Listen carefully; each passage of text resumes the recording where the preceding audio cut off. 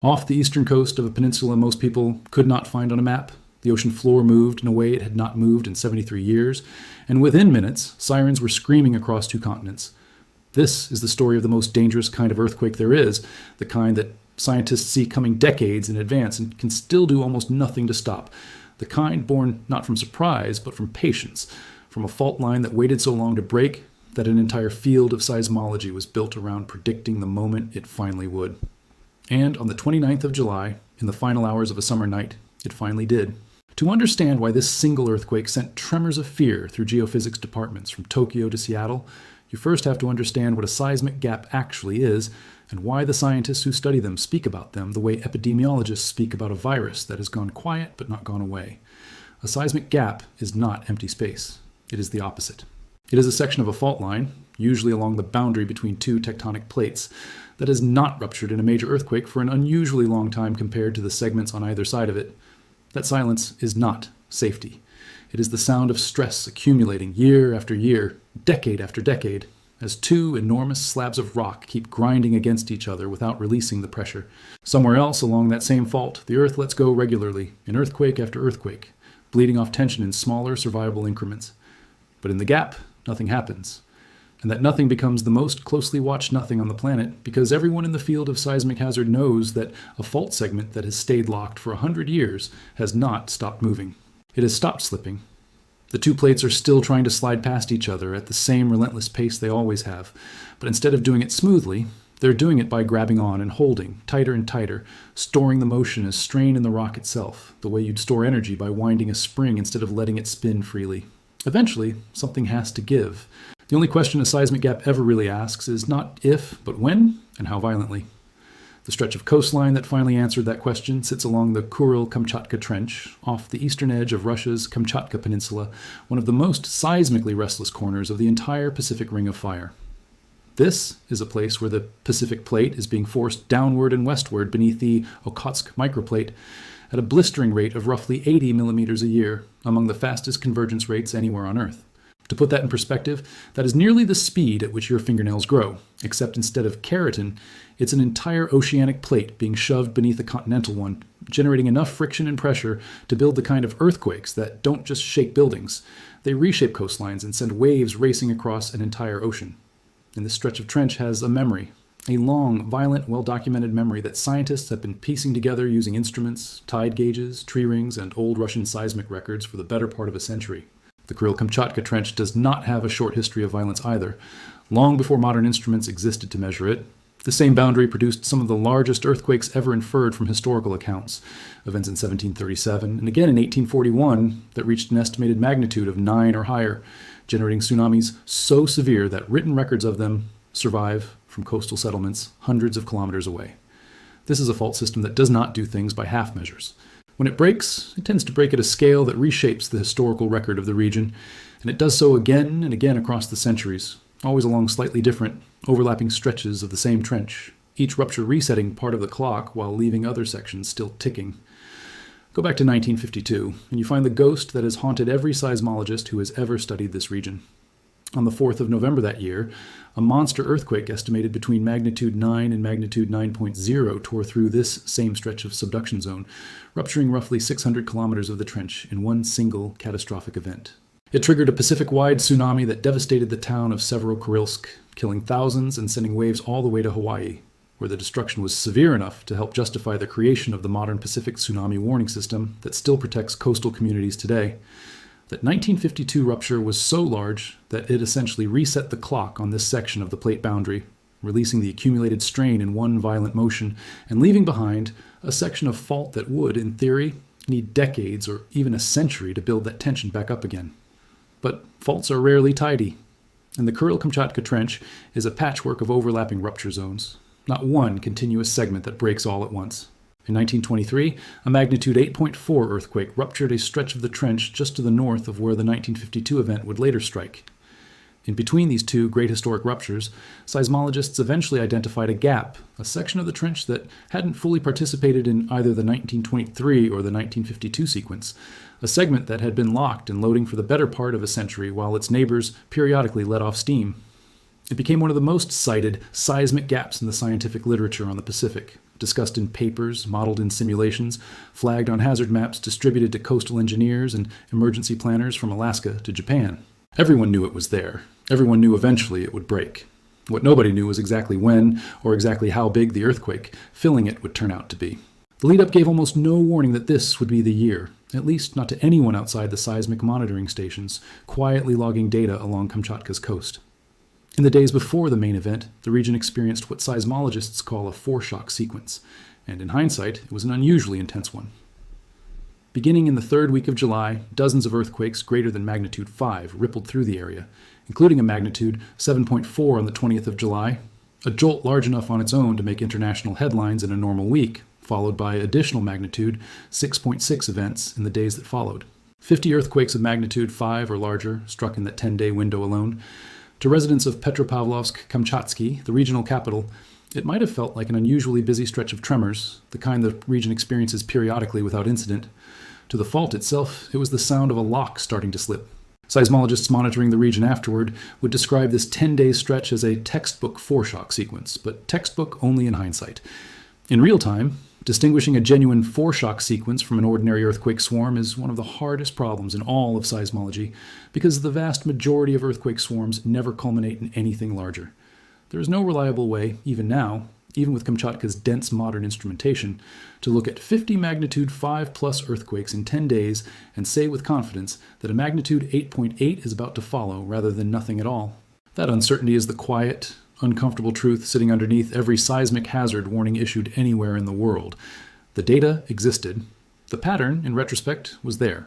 But no scientist watching those instruments in real time could have told the people of Petropavlovsk-Kamchatsky the exact morning their world was about to change. At 11:24 in the morning, local time on July the 29th, 2025, the lock gave way completely. A magnitude 8.8 megathrust earthquake ruptured along the offshore trench roughly 110 kilometers from Petropavlovsk-Kamchatsky, tearing through a fault surface that scientists would later estimate at somewhere between 390 and 600 kilometers long and up to 200 kilometers wide, an area of slipping rock larger than the entire state of West Virginia, larger than the entire island of Taiwan, moving all at once beneath the ocean floor. It ranks among the most powerful earthquakes ever recorded by modern seismic instruments, placing it in the same conversation as the 2011 Tohoku earthquake that devastated northeastern Japan, and among the 8 strongest earthquakes ever measured on the planet since instrumental recording began. Within seconds, the shaking was violent enough along the Kamchatka coast to trigger building damage and landslides. Within minutes, the deformation of the seafloor had displaced an enormous volume of ocean water, and the Pacific Ocean began to move. Tsunami warnings and watches fired almost immediately across the entire Pacific basin. An alert system built directly in response to the 1952 catastrophe, now activating in real time to try to prevent a repeat of it. Coastal communities across Russia's Far East, Japan, the Aleutian Islands, Hawaii, and along the west coast of North and South America were placed on alert as authorities scrambled to model the wave's path and timing. In the hours that followed, tsunami waves did indeed cross the Pacific, striking coastlines thousands of kilometers from the epicenter. Though thanks to decades of investment in early warning infrastructure built in the shadow of 1952, mass evacuations in many regions likely prevented the kind of catastrophic loss of life that the same size of earthquake could have caused 70 years earlier. That does not mean the event was without consequence. The shaking and subsequent waves caused significant damage along Russia's Kamchatka coastline, disrupted infrastructure, and rattled a region that is home not just to seismic hazard, but to something else entirely, something that turned this earthquake from a singular disaster into a cascading one. Consider what it actually means to run that kind of warning system across an ocean this size. The moment the rupture began, ocean bottom pressure sensors positioned across the Pacific started registering the passage of the wave, feeding data back to warning centers that then had to calculate, in real time, how a wave borne off the coast of Russia would behave by the time it reached Hawaii nearly 5,000 miles away, by the time it reached the coastlines of Chile and Peru on the opposite rim of the same ocean, hours and hours after the initial rupture had already finished. This is the strange, almost eerie nature of a Pacific-scale megathrust earthquake. The shaking itself lasts only minutes, over almost before most people even fully register what's happening. But the consequences keep radiating outward for the better part of an entire day. A wave carrying the energy of that rupture racing across open water toward coastlines that, hours earlier, had no idea anything at all had happened beneath the Kamchatka seafloor. Kamchatka is not only one of the most seismically active places on Earth, It is also one of the most volcanically active, home to dozens of active volcanoes rising out of the same subduction zone that produces its earthquakes, because the two hazards are never truly separate. The descending Pacific plate doesn't just build stress in the crust above it, it also melts as it sinks, generating the magma that feeds Kamchatka's volcanic chain in the first place. So when the fault let go with the force of an 8.8, it didn't just shake the ground and move the ocean. It also disturbed the plumbing beneath the peninsula's volcanoes.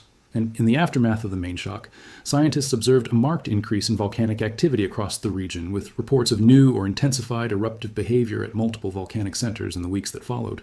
An earthquake had, in effect, reached down into the crust and rattled the valves controlling some of the most active volcanic systems on the planet. This is one of the most difficult relationships in all of Earth science to model with any precision, the link between a massive rupture on a subduction interface and the volcanoes sitting directly above it. The mechanisms researchers point to are varied and still debated. Violent shaking can dislodge gas bubbles trapped inside a shallow magma chamber, effectively uncorking a bottle that had been building pressure quietly for years. The redistribution of crustal stress following a great earthquake can open new pathways for magma to migrate upward, or can squeeze existing chambers in ways that push material toward the surface faster than it otherwise would have moved. Static stress changes radiating outward from the rupture zone can nudge fault systems near volcanic centers into a more unstable state. None of these mechanisms operate in isolation, and untangling exactly which one is responsible for a specific eruption in a specific volcano remains an active area of research, one that Kamchatka's dense network of monitoring stations, satellites, and volcanic observatories has now supplied with an extraordinarily rich, real-time dataset to study for years to come. And the earthquake sequence itself did not simply end with the main shock and a quiet return to normalcy. Within the first 24 hours, at least 24 aftershocks greater than magnitude 5 struck the region, including a magnitude 6.9 and a magnitude 6.3. But the aftershock sequence proved unusually persistent even by the standards of great subduction earthquakes. Weeks later, on the 13th of September, a magnitude 7.4 aftershock struck at a depth of 46 kilometers. Just 5 days after that, on the 18th of September, a magnitude 7.8 aftershock ruptured at 30 kilometers depth. A jolt powerful enough that in almost any other context it would have been treated as a major earthquake in its own right, not a footnote to a larger one. The fault system was still working through the redistribution of stress the main shock had triggered, still finding new ways to release energy along adjacent and overlapping segments, months after the initial rupture. This is where the story stops being just a disaster narrative and becomes something far more unsettling for the scientists who study these events for a living, because the 2025 Kamchatka earthquake did something that earthquakes rarely do so cleanly. It gave researchers a direct, high-resolution, modern instrumental look at what happens when a seismic gap that has been discussed in academic papers for decades actually breaks in real time, with satellites overhead and ocean-bottom pressure sensors recording every detail of the tsunami as it formed and traveled. Using a combination of teleseismic recordings, satellite radar observations, and deep-water tsunami gauge data, researchers were able to reconstruct the slip history of the rupture in extraordinary detail, and what they found complicated the picture almost as much as it confirmed it. The rupture zone of the 2025 earthquake overlapped extensively with the aftershock region of the 1952 event, and the earthquake appears to have generally filled the recognized gap between the 1923 rupture to the north and the 1952 rupture to the south, releasing strain that had been quietly building across this segment of the subduction interface for the better part of a century. In that sense, the 2025 event behaved exactly as the seismic gap hypothesis predicted it would. The overdue segment finally broke, and it broke big. But the details inside that big picture are what should keep coastal planners awake at night. When researchers compared the slip distribution of the 2025 rupture to what is known about the 1952 event, they found that the peak slip in 2025, the maximum distance the two sides of the fault moved relative to each other at the point of greatest displacement, was actually greater than what is estimated for the similarly located portion of the 1952 earthquake. And yet, despite that greater peak slip, the 2025 tsunami was measurably weaker than the one produced in 1952. That is not a small detail. That is a direct challenge to the assumption that bigger slip automatically means a bigger wave. And it points to something scientists have long suspected but rarely gotten to observe this clearly, that the exact geometry of a rupture, how the slip is distributed across the fault surface, how much of it happens near the seafloor versus deeper underground, how the rupture propagates in one direction versus radiating outward in multiple directions, matters just as much as the total energy released when it comes to determining how dangerous the resulting tsunami will actually be. Two earthquakes of nearly identical magnitude breaking through nearly the same patch of ocean floor, 73 years apart, produced meaningfully different outcomes, and untangling exactly why is now one of the most urgent open questions in tsunami science. There's a deeper, more uncomfortable implication buried inside all of this, one that researchers have been grappling with in the broader context of seismic gap theory well beyond Kamchatka. For decades, the seismic gap hypothesis operated on a relatively clean premise: identify the quiet segments of a fault, assume they're overdue, and use that information to prioritize hazard preparation. It's an intuitive, appealing idea, and in cases like Kamchatka in 2025, it appears to have held up reasonably well. The gap broke roughly where and roughly how scientists expected. But elsewhere on the planet, the same year, the hypothesis took a very different kind of hit. In March of 2025, a devastating magnitude, 7.7 to 7.8 earthquake, tore through Myanmar along the Saging Fault. And when researchers went back to examine the rupture, they found something the textbook version of seismic gap theory didn't fully predict. The rupture appears to have started outside the recognized seismic gap on that fault, then continued directly through it, and then kept going another 160 kilometers beyond it, producing an exceptionally long rupture of around 460 kilometers.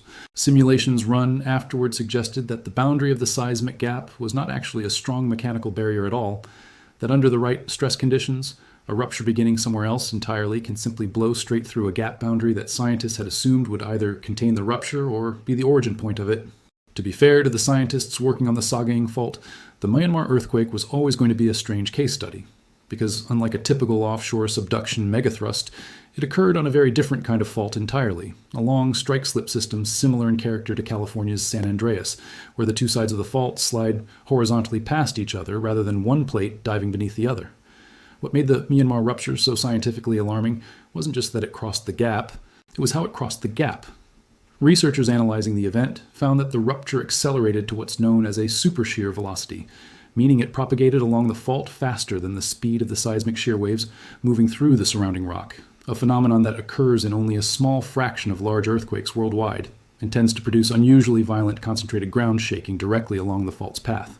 The rupture sustained that supershear speed for more than 200 kilometers, aligning with a thick, structurally weak fault zone that appears to have allowed the rupture to keep accelerating rather than slowing down or stopping at the gap's edge the way older models might have predicted. It was, in effect, a rupture that used the geological equivalent of a highway on-ramp to simply merge past a boundary scientists had assumed would act more like a wall.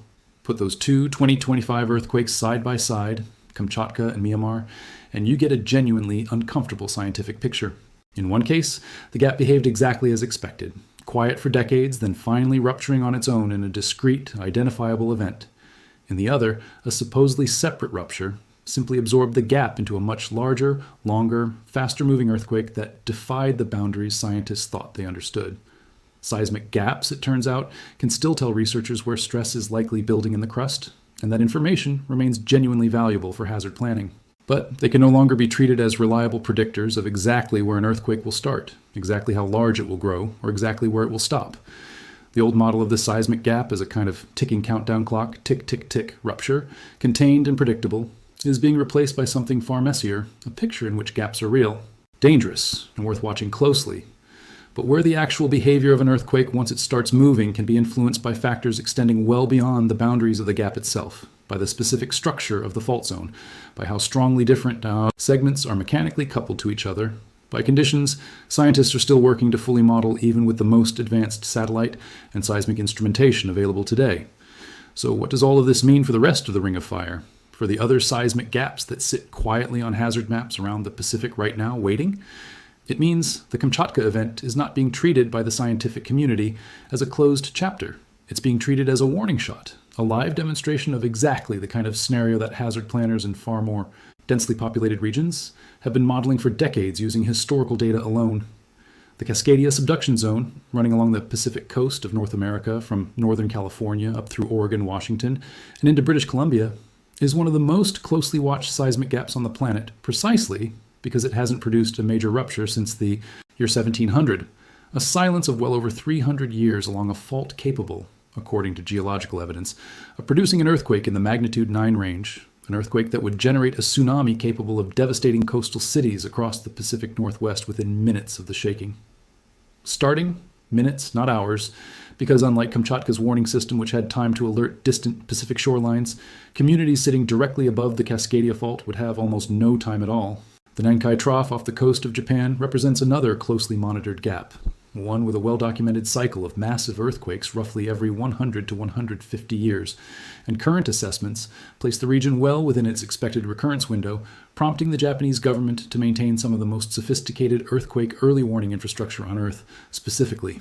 Because of how seriously this particular gap is taken, further along the Ring of Fire, sections of the Aleutian Trench, portions of the Chilean coast, and segments of the Sunda megathrust off Indonesia all carry their own long-documented histories of overdue rupture zones, each one being watched, modeled, and debated by researchers who now have to factor the lessons of both Kamchatka and Myanmar into their risk assessments.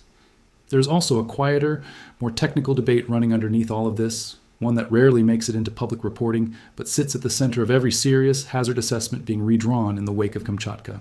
It concerns something called interseismic coupling, essentially a measure of how strongly locked two sides of a fault actually are during the quiet years between major ruptures. Not every patch of a subduction zone locks with equal strength. Some sections creep slowly and continuously, releasing strain gradually without producing large earthquakes at all. Others lock almost completely, storing essentially all of the plate motion as strain until it's released catastrophically. The trouble is that measuring coupling strength precisely, especially offshore beneath kilometers of ocean water, remains extraordinarily difficult even with modern seafloor geodesy, and small errors in those measurements can translate into very different hazard projections for the same stretch of coastline. Kamchatka's rupture is now serving as a real-world calibration point for these models, a rare instance where researchers had at least partial estimates of coupling behavior before the earthquake happened, and can now compare those estimates directly against how the rupture actually unfolded, tightening the tools they'll use to assess every other gap on the planet. The unsettling truth scientists are increasingly comfortable saying out loud is this: knowing that a seismic gap exists tells you that danger is accumulating somewhere specific on the map. It does not tell you the day. It does not tell you the exact magnitude. It does not even guarantee that when the rupture finally comes, it will stay contained within the boundaries that decades of careful mapping identified. What the 2025 Kamchatka earthquake proved in the most direct way possible, using real-time satellite deformation data, deep ocean pressure sensors, and a global seismic network more sophisticated than anything available when the 1952 earthquake struck the same patch of ocean floor, is that a locked fault segment really can hold stress in near silence for the better part of a century and then release it in a matter of seconds, with enough force to send a tsunami racing across an entire ocean basin, trigger volcanic unrest hundreds of kilometers from the epicenter, and generate a cascade of large aftershocks stretching across multiple months afterward. For the tens of millions of people living along other stretches of the Ring of Fire's remaining seismic gaps, from the coastal cities of the American Pacific Northwest to the densely populated shorelines of Japan, the lesson researchers keep returning to is not fear for its own sake, but the recognition that overdue does not mean imminent, yet overdue absolutely does not mean safe either. Every additional year a gap stays quiet is not a year of reprieve, it's another year of loading, another increment of strain being wound into rock that eventually has to move. Kamchatka's gap held for roughly 73 years between the great ruptures on either side of it before it finally broke in 2025. Cascadia's gap has already gone more than 300 years. Nankai's gap sits inside its historically documented rupture window right now. Nobody studying these systems believes silence is a permanent state. History, and now the extraordinary instrumental record of the 2225 Kamchatka earthquake, has made that painfully clear. What happens next, along which stretch of trench, on which coastline, in which decade, remains the one question modern seismology still cannot answer with certainty. And it is precisely that uncertainty, sitting beneath the waters of the Pacific right now, in gaps scientists have already identified and are already watching, that keeps this story from ever really being finished. The Kamchatka Peninsula went quiet again in the months after September's aftershocks. The instruments kept recording. The ocean floor kept moving, millimeter by millimeter, the way it always has, the way it always will, somewhere else along that same restless ring of fire, building toward whatever comes next.